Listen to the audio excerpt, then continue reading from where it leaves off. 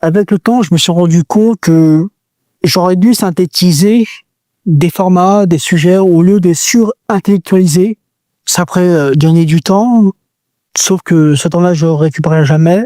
Et aussi de chercher l'approbation des autres, certaines personnes dont leur valeur ne méritait pas mon attention et qui n'en valait pas la peine. Et leur pensée aussi. Dans cette vidéo de podcast, je vous donnerai mes meilleures attentes et aussi le temps que je vous ferai gagner. Je pense que cette vidéo de podcast s'adressera à une minorité de personnes, pas à la majorité d'entre vous.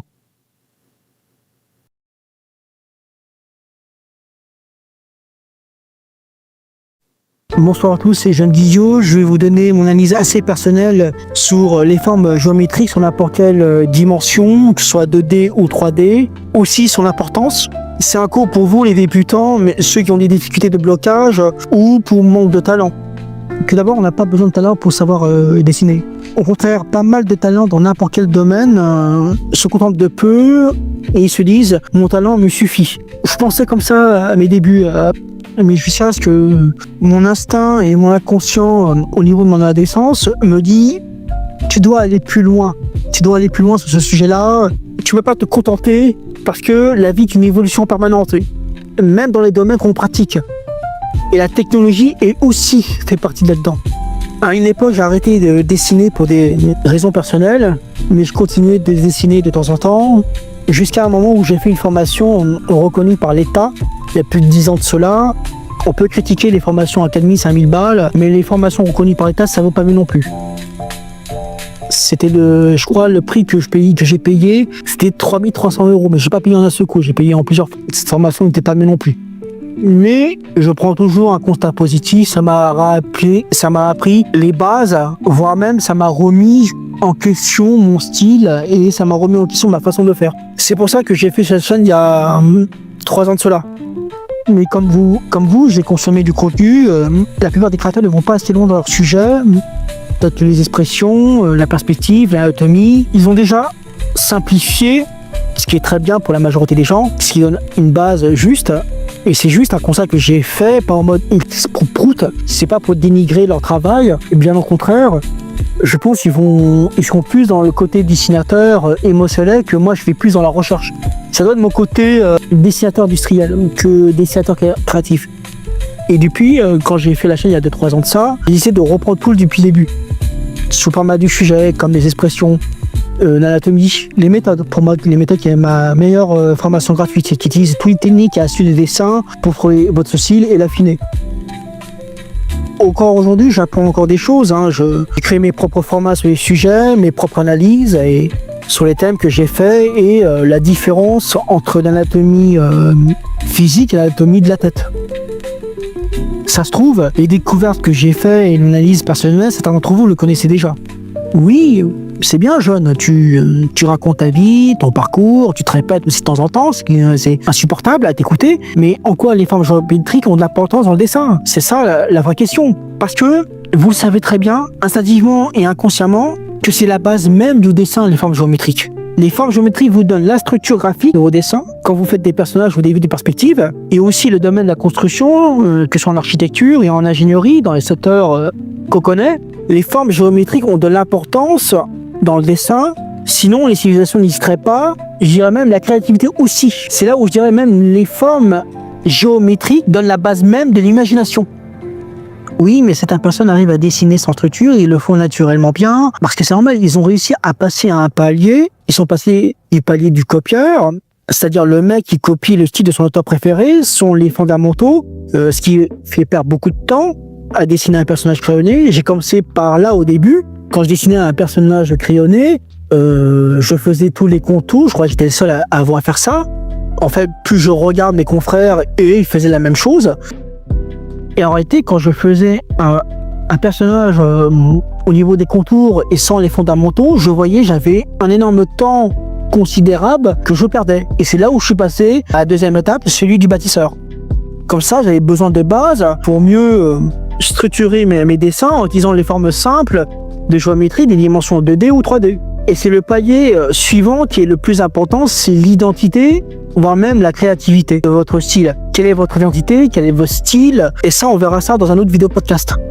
En quoi l'importance des formes géométriques, c'est vous gagner du temps dans vos dessins et surcomplexifier, sinon vous n'avancerez jamais. Simplifier et esthétiser les choses. Pour cela, vous devez pratiquer, comme je le fais par les dessins que j'ai effectués au fil des années. Et ceux qui savent dessiner naturellement, ils sont passés par là. Par exemple, vous prenez un de mes confrères, peintre enfantin, où lui, il arrive à dessiner d'une facilité concertante. Il arrive à dessiner naturellement. Mais parce que je pense que lui, il est passé par ces trois bases, par ces trois étapes. Pour cela, je fais une démonstration, 3 dessins différents, grâce aux formes géométriques, avec des sujets complètement différents. Il y a des choses qui sont chiantes dans la vie, mais c'est souvent les choses chiantes qui rapportent plus, que ce soit en termes de temps et d'argent. Dans le dessin, c'est la même chose. Je vous montre des formes géométriques à gauche en 2D et à droite en 3D. La différence, c'est qu'on peut fusionner des dessins. Vous prenez l'exemple de triangle et d'un rectangle, ça vous fait un obélisque. Aussi simple que ça. Il suffit que vous ayez une bonne observation au niveau des formes géométriques et vous avez la base même du dessin. Par exemple, vous prenez le monument de l'obélisque de Luçon en place de la Concorde. Vous avez au sommet le triangle. En deuxième partie, qui représente la majorité de la structure, le parallélogramme, chose que j'ai oublié de préciser il y a 5 minutes. Et aussi, pour stabiliser ce monument, vous avez une forme rectangulaire. Voilà, c'est comment est fait l'obélisque de Luçon, en 3 formes géométriques. En termes de dessin, ça vous prendra pas plus de moins de 2 ou 3 minutes, selon votre niveau des traits ou votre niveau de construction. Premier dessin, comment faire un immeuble en vue de perspective en utilisant un carré ou un rectangle. Je vais vous montrer. Qu'est-ce que la perspective? C'est une vue en plusieurs dimensions en 3D, reliées par des traits de construction qu'on appelle point de fuite. Tout d'abord, on utilise la ligne d'horizon, qui est une ligne qui se situe au niveau de nos yeux, qui permet de visualiser la conception en 3D du dessin. Je prends cette ligne d'horizon avec 2 points de fuite pour construire mon rectangle qui donnera la base pour dessiner l'immeuble.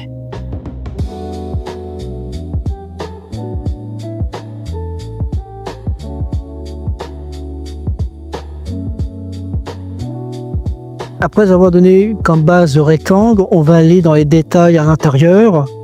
On va utiliser des détails de construction pour rajouter des fenêtres, des portes et de l'autre côté un balcon et d'autres fenêtres. Et vous savez que c'est beaucoup plus simple que ça. Va même vous gagner du temps par rapport à ça. Rien que en crayonnant et en ancrant, vous gagnez au moins 10 à 15 minutes à le faire. Si vous avez copié ça, vous aurez mis au moins 1 heure et demie à le faire beaucoup plus détaillé. Je sais que les gens sont très puristes, mais il faut aussi simplifier et le temps, c'est la seule chose qui est précieuse qu'on ne pourra jamais récupérer. C'est ça ce que j'ai appris au fil des dessins, au fil des années, et c'est la simplification et le temps qu'il me faut pour créer cette œuvre.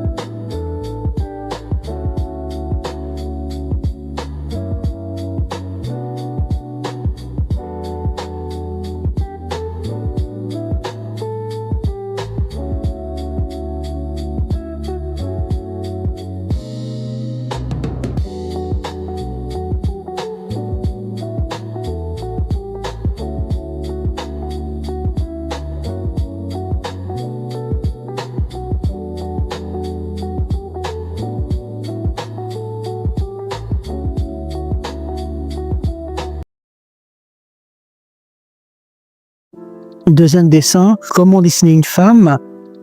On reprend, on revoit ce qu'on a appris par rapport aux proportions, c'est-à-dire je dessine un ovale pour compléter le corps humain, sachant que une tête ovale représente 8 têtes pour un humain entre 1m70 et 1m80, sauf que là, on s'agit d'une femme et sa morphologie est complètement différente au niveau de l'homme. Je le rappelle, les seins sont plus bas, le bassin est plus haut.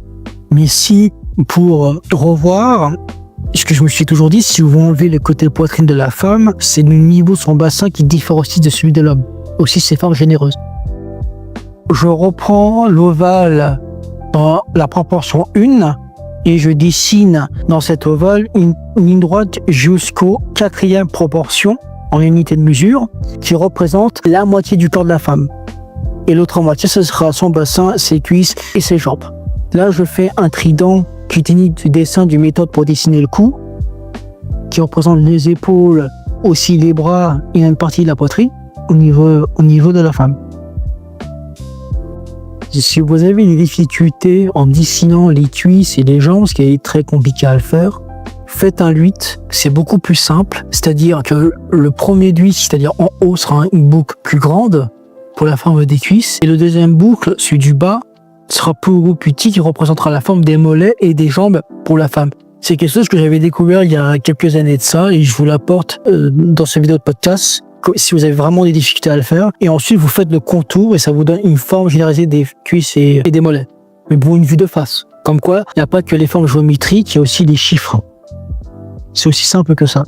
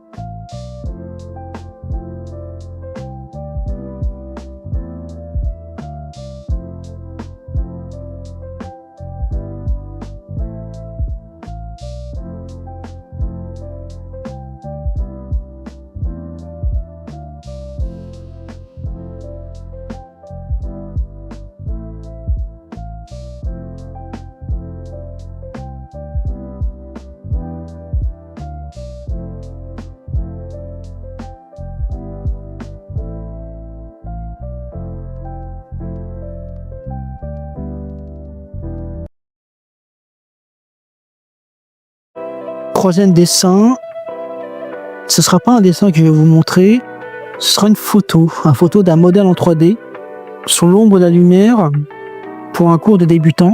Je vous montre les différents faciales avec différents carrés tout autour de ce visage qui ressemble un peu comme le visage de Spider-Man. Ça, c'est une chose que j'ai remarqué. Ce modèle vous montre le teint et le niveau d'intensité de lumière et de l'ombre par rapport à ce dernier. C'est un cours qui m'intéresse de plus en plus. C'est un des cours où j'ai vraiment eu du mal à capter comment il fallait faire. Et c'est aussi un des sujets que j'ai vraiment donné du teint, de l'intensité, voire même une profondeur juste au niveau de mes dessins. Je trouve ça assez dommage d'ailleurs que j'ai pas sanisé profondément. Je vais le faire dans les mois qui viennent. Sur les 3 dessins qu'on a fait, sur le sujet des formes géométriques, on a fait la perspective pour la maison avec 2 points de fuite en utilisant la forme rectangulaire comme base. 2, l'anatomie, un sujet qu'on a déjà vu en 2025 par les formes circulaires et ovales pour la femme représentée, dont les proportions que j'avais expliquées auparavant, que je mettrai en haut à droite ou en description si vous êtes intéressé. 3, l'ombre et la lumière, avec la technique du visage en 3D d'Azaro, par le niveau d'intensité de la lumière, et ça marche aussi sur les couleurs. Un cours que je ferai, qui m'intéresse, c'est un des problèmes que j'ai quand j'essaie de assurer au niveau de mes ombres. Mais c'est surtout mon observation qui va être le sujet central de cette année. Pour moi, je dois avoir mes propres défauts, mes propres erreurs. C'est ça l'importance des formes géométriques dans le dessin. Au-delà de la matière physique et mathématique, c'est nos structures, nos habitations, nos objets, que ce soit alimentaire, outillage, qu'on sait adapter à nos 5 sens. Voilà. Merci de m'avoir écouté dans cette vidéo de podcast. Abonnez-vous pour les contenus qui vont arriver, likez pour le référencement et bossez aussi la vidéo. Partagez à vos amis, à vos connaissances ou même à vos réseaux. Commentez encore, puis-je vous aider. C'était Jean Guillaume, on se voit à la prochaine. Merci, au revoir.